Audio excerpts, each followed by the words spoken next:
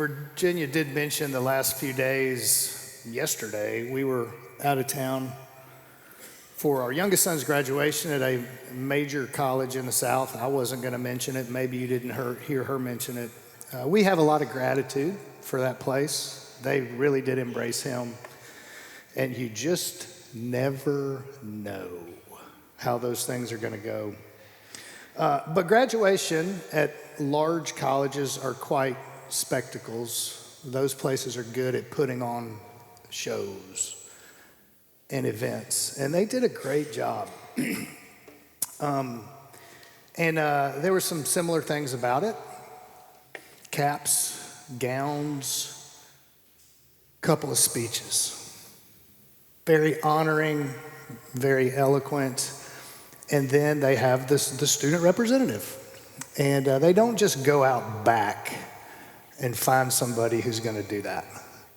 And so it's always someone who has great achievement, lots of accolades, and who represents the class well, and who remarkably also looks really good on the screen.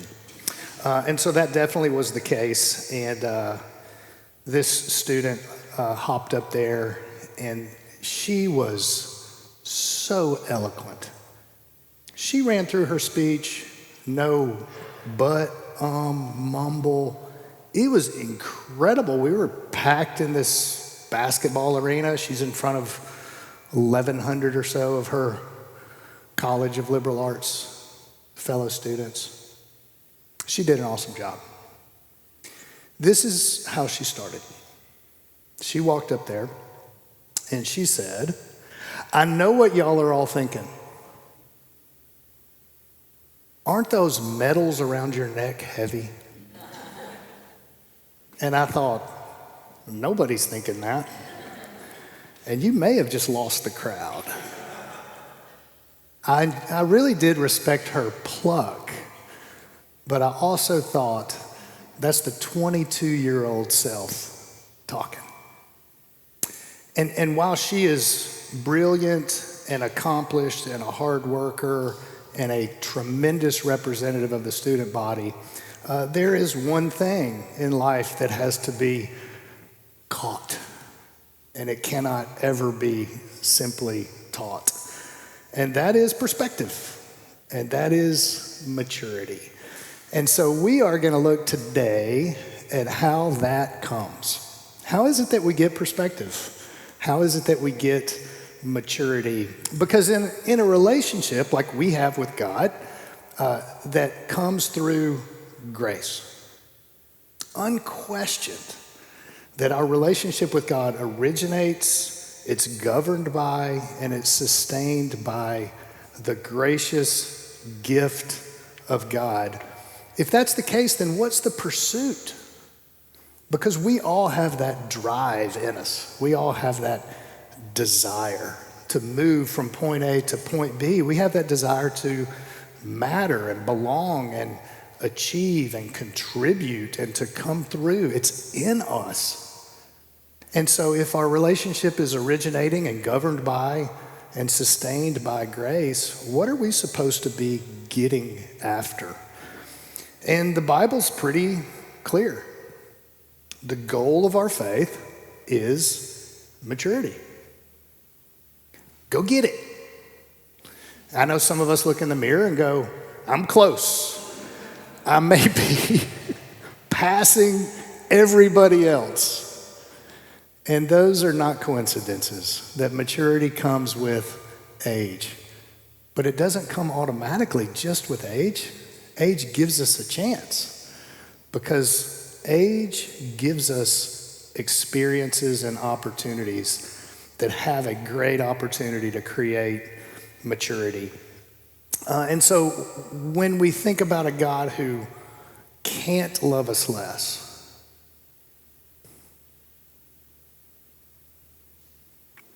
which is a really interesting concept. He can't love us less. No, you didn't stop me there. He can't love us more. He won't love us less. Sounds a little better, doesn't it? He can't love us more. He refuses to love us less. How do we get after the thing that he says pleases him the most? And it is maturity.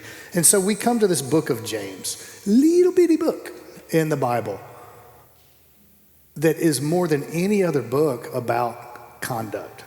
What are we supposed to be doing? If this grace from God frees us, what's it free us to do? What's the opportunity that we have? And so we have this little book of James that more than any others about conduct. Paul teaches us about faith. Peter talks about hope. John, more than anybody, kind of shows us how to love. But James tells us how to act. And so how do we start that? Virginia kind of gave us a clue. We'll just look at 3 or 4 verses today. This is how James starts James. James. This is a humble guy. This is who I am. This is what I got. James. A servant of God. And specifically the word servant there, it connotates choice, not life events. James wasn't born into a life of servitude. He voluntarily entered into one by choice. James, a servant by choice of God and of the Lord Jesus Christ. Now that's interesting because scholarship and tradition tells us that James is Jesus' younger brother, half brother, if you want to be technical. And if that's confusing, come to coffee time. We'll talk about that. We talk about all kinds of stuff. And so here's little brother who says, I'm a servant by choice of older brother. Anybody out there with siblings? Family dynamics, even here. And the Bible tells us a little bit of history that James was a skeptic. James did not believe until after the resurrection. And so here we are at this point later on, where he says, voluntarily a servant of older brother. And then he says to the 12 tribes, scattered among the nations. How do people get scattered? Well, you know what? It's really nice here. Too many people are enjoying it. We're going to get on down the road to the bad farm. You know, business is really good here, and there's some really good shops. We're going to go out there to the outliers where we're not really sure if it's going to work or not. That's never what we do. I mean, I think about some of us and how we got here. It's a great thing about being here in Florida. It's like everybody got a story. What happened? Thought it was going to be this. Kind of went like this, but we stuck around. So scattered is always because of something. And so James on the front end kind of extends a hand and says, hey, I get it. I get it. And he also tells us something that's really important. He tells us this is for all of us. Because some things in the Bible are written with a lot of specificity. You know, Jesus talking to the 12 disciples, or maybe even 3, or maybe even 1, with some real specific things. Some of the books of the Bible are written to specific churches that were wrestling with specific issues. But James was meant to be like when you're watching Lord of the Rings and they light the fires on top of the mountain. It's so that I can see it over there and I can light mine and you can see it over there and we can know what's going on. That it's universal, that this applies to all of us. And so there's this collective breath to these words.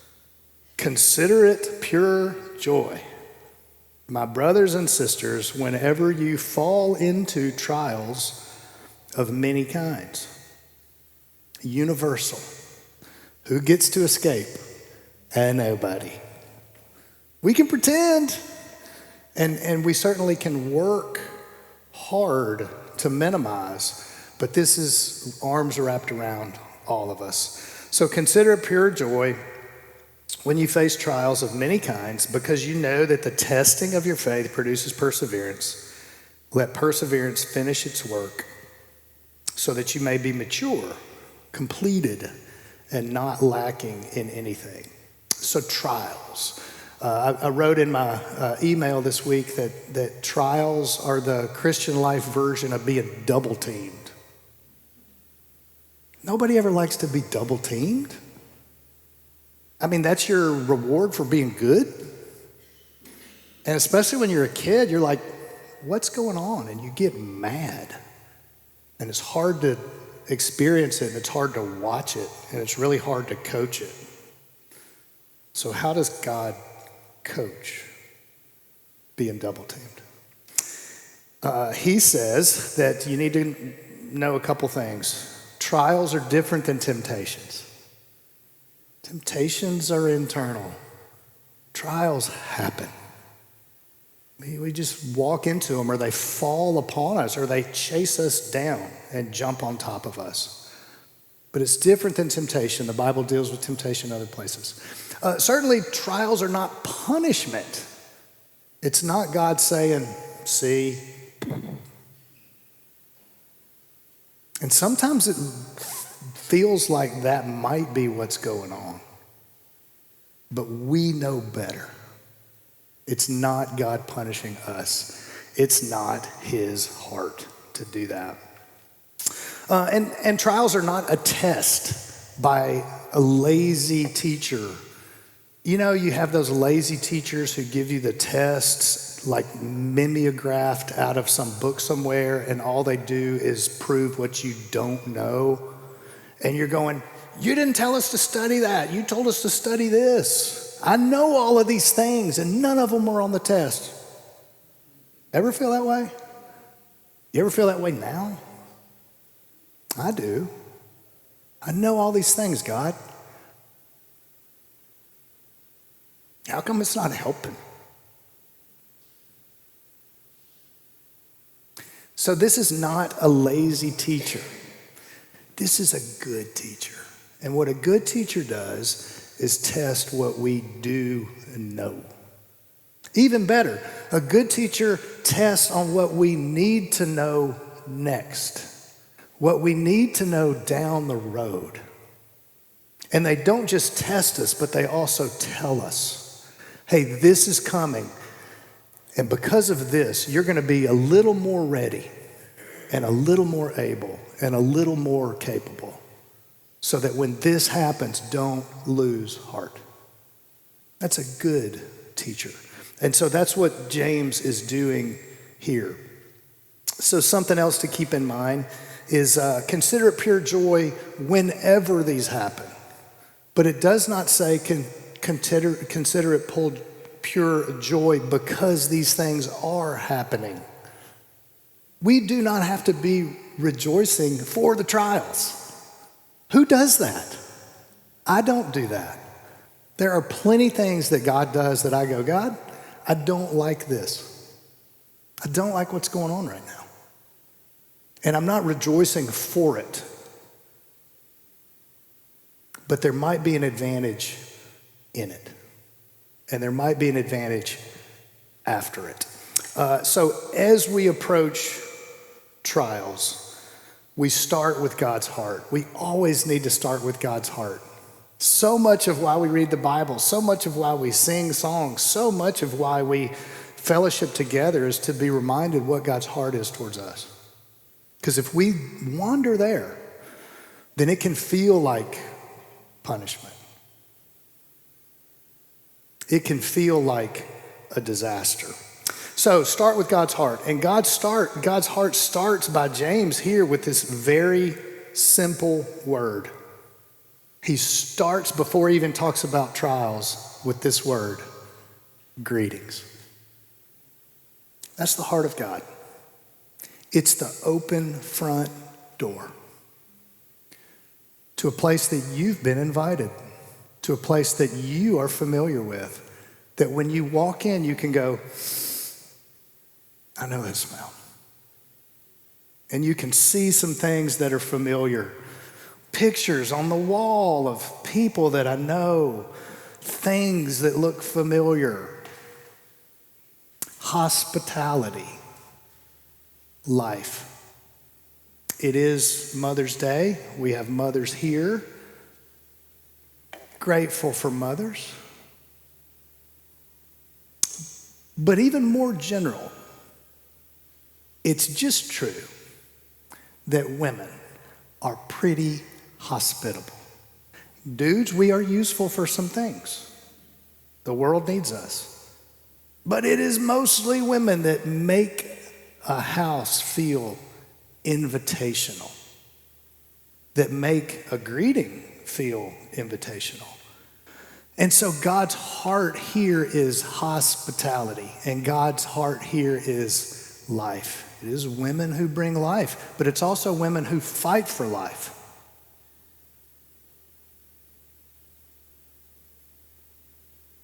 I could say a lot here. But God's heart is towards hospitality, and his heart is towards life. That he'll get in front of a bullet, that he'll defend somebody when the chips are down, that he'll see something in us when we don't see it.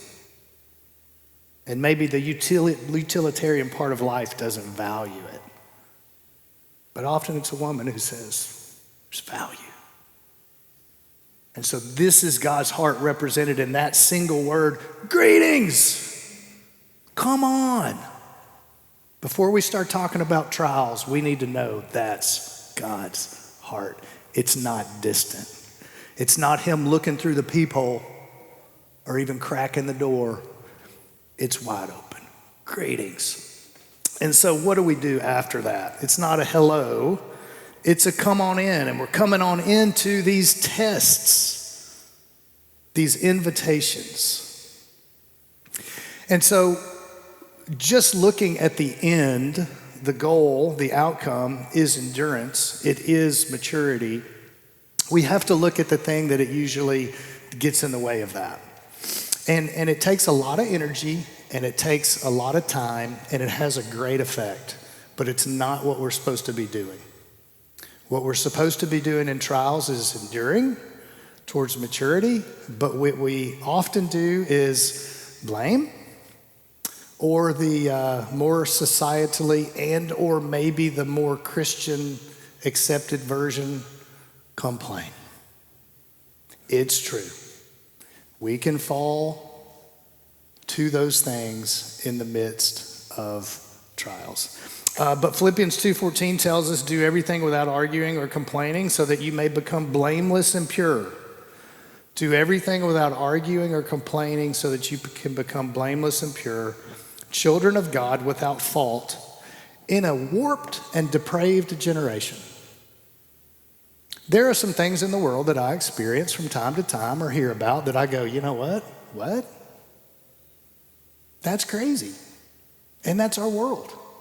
And we know it, and we experience it. And so God here says, hey, there's a way that you can be blameless and pure in the midst of that world, and you can even shine like stars in the sky. There's a way you can get on the podium in life. And here's the way it is. Don't complain. Okay, let me get this straight. To get on the podium, I just need to not complain? According to Paul. And so I think about something that happens once a year that I'm really interested in, and it is the CrossFit Games, Paul. Imagine that. And, once a year, there are 40 athletes from around the world who get together for 4 days, and they have 12 or 13 different workouts. They're actually tests of fitness. And there's some common denominators in there. There's running, there's weightlifting, there's often swimming. But then there's just weird stuff, because here's the thing about the CrossFit Games. They never announce the workouts. You don't know what you're going to be doing until right before. And then they kind of tell you and demonstrate it. 3, 2, 1, go. You can't be prepared unless you are prepared. And so the whole goal is prepare for the unknown and the unknowable. Anybody ever experienced the unknown or the unknowable?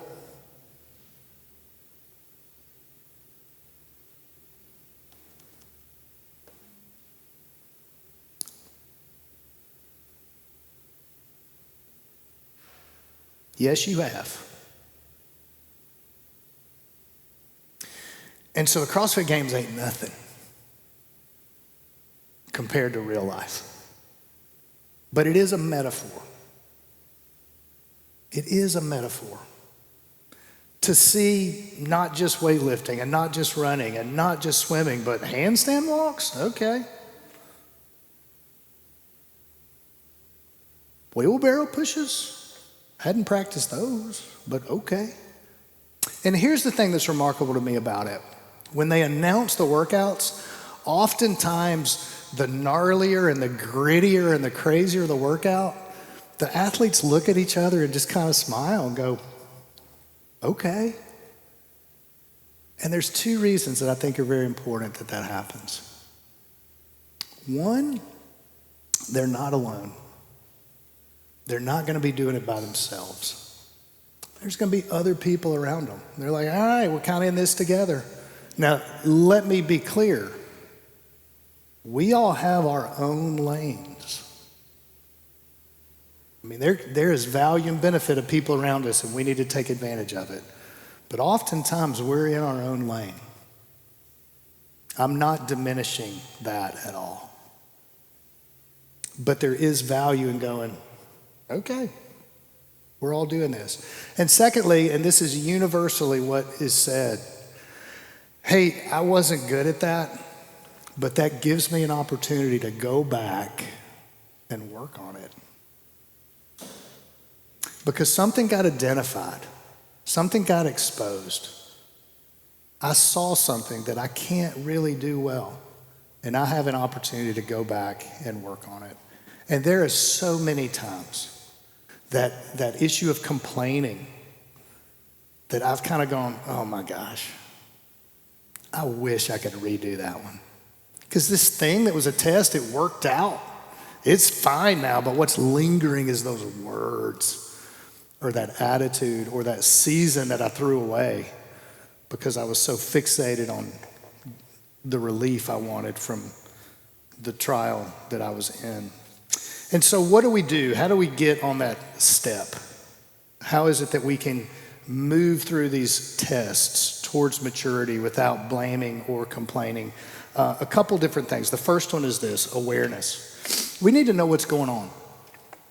Sometimes we don't know what's going on. And I remember specifically waking up when I was a kid. I don't know how old I was, but I was asleep in the car. And we went through the car wash. And I woke up and we were in a car wash. And I thought I was losing my absolute mind because it's just a car wash. And I had no idea. And sometimes tests have that effect on us. It just seems like we're in the middle of a car wash. And we have to kind of back up and go, what's going on? Another time I played NAI football, which meant we rode around the Southeast on buses. And I was asleep on the way back after a game once, and I had my Walkman. And it wasn't the base model, it was the one with auto.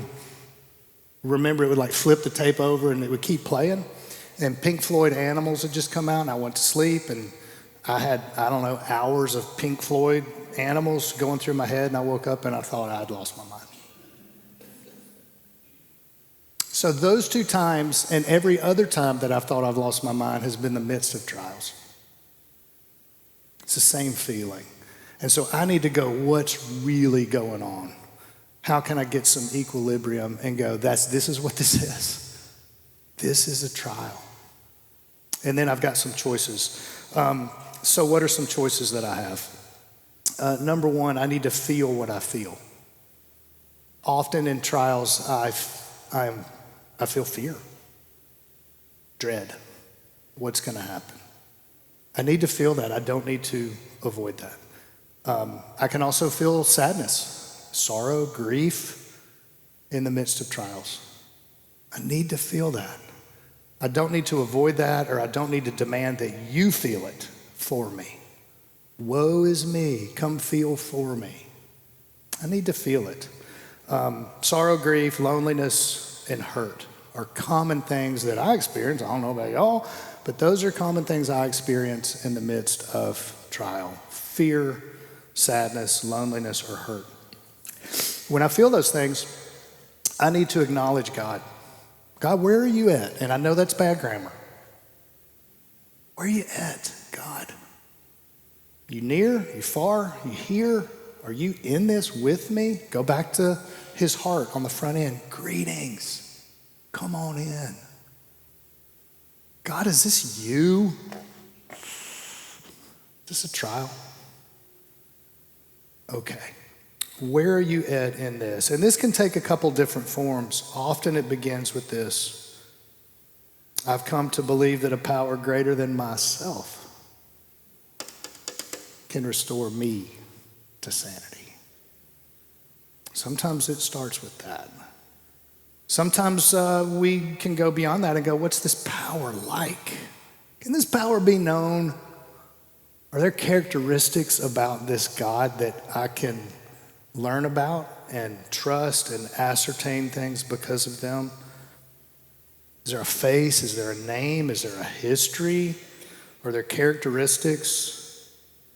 Even in the midst of hardships, can those things be trusted? And this is really important. Is this going anywhere?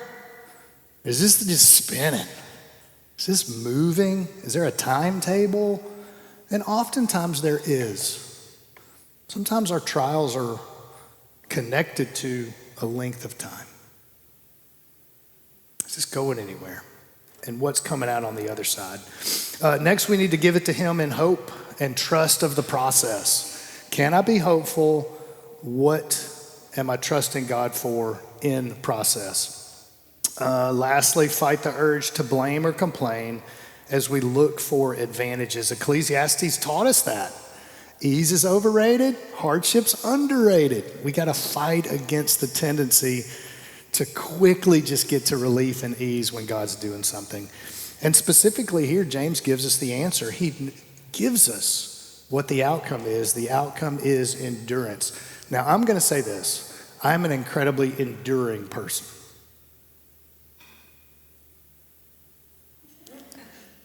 I'm not always endearing.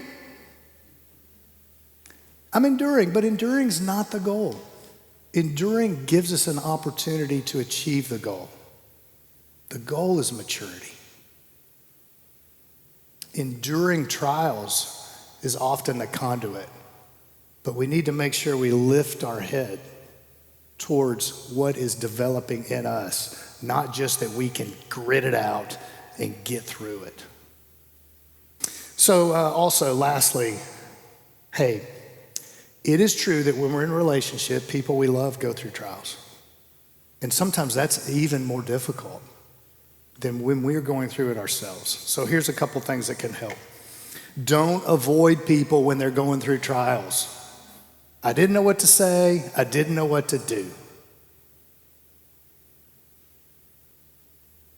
Don't avoid people when they're going through trials. It's okay if we don't know what to say or what to do. Oftentimes, that's a great thing to say. I don't know what it's like being you right now, but I'm here. I'm here.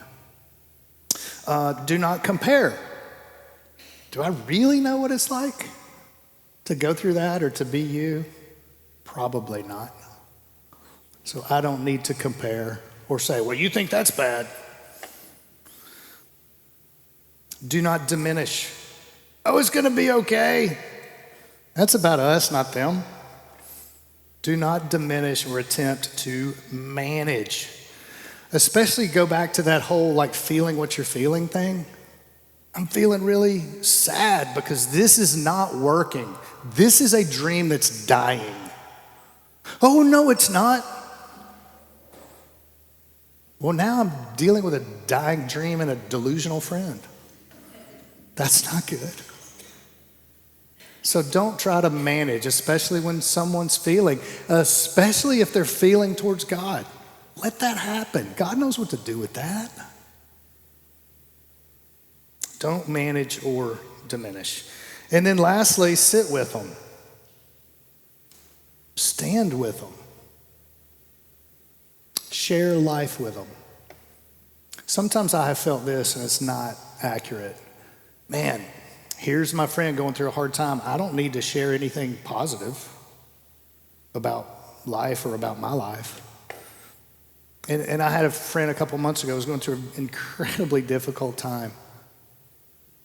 And he, reached out to me. We started having some conversations, and he said, you don't know how much it means just to hear you talk about your life and the church and your kids during this time. It makes me feel normal. I went, man, I'll file that one away. So sit with, stand with, invite, and share life. And then lastly, at the very beginning of this little passage that we read, it said, this is to the 12 tribes scattered. When we get scattered out, we're lost, but we're not forgotten. And the 12 tribes, they got scattered, but they were not forgotten. And in the book of Revelation, those 12 tribes are listed by name. And it's all brought back together. And so we need to know that in God's time and in God's process, things become whole. Sometimes time helps. Sometimes it's perspective and maturity that happens and change the game. So, as we think about Israel's 12 tribes and as we think about Jesus' 12 disciples, we think about how he set them up to deal with trials. He told them, first of all, that they would face many trials. Good teachers do that. And he instructed them how best to face them. And then he modeled for them a couple of things. He modeled gathering together in his presence, and he demonstrated that he himself would be, here it is, that he himself would be broken on their behalf, and he shared that he would be poured out as an offering on their behalf. And he didn't just set it up as an object lesson. He walked it out, and he fulfilled it. And he gave them a few instructions about that. He said, as often as they gather and break the bread and raise the cup, that they're to do so in remembrance of him. And so, as we engage trials, that's a powerful tool. Man, when have I been here before? What was it like? Where was God? And can I see him? Can I see how to take a step? So he said, remember that he lived and died as a volunteer, not a victim. He could have got out of Jerusalem. He could have avoided going in the first place. And that he died not as an inspiration, but as a substitute. And that he didn't die for us. He died instead of us. So that we can approach trials in a completely different way, not as punishment or not as a performance mandate to try to stick our neck out at the end and get ahead just enough to get the okay from God. That's not what it's about, but rather as an opportunity to shine like stars, as an opportunity to be a commissioned piece of artwork hanging right where we're supposed to, so that we also can identify with Jesus and also with others in his church. And so for that reason, we open the table today. And so the invitation is for those who are in his church to approach the table. You can do that however you want, and do so in remembrance of Jesus who came and invited and said, I will be with you even though there will be trouble. Let's pray together. Father, thank you for these friends. Thank you for the encouragement of their lives. Thank you for how just in the moments that we have been given to walk with, to observe, to listen and learn one another's stories. Thank you for the mountains of testimony to your faithfulness in deliverance, in provision, in healing, in forgiveness, in bringing life where there was death, and in bringing light where there was darkness and hopelessness. And so thank you for the maturity that I've been able to experience just from watching and getting to know some people in this very room. And so I pray as we gather at the table, we could remember you, but we also could feel connected to something that's larger than our own trials and how we handle them. But Father, as we remember you, help us to know that you're not just an inspiration, you're a provision for us, that you can be present with us day and night, in season, out of season, in celebration and in trial. And so, for that reason, we say yes.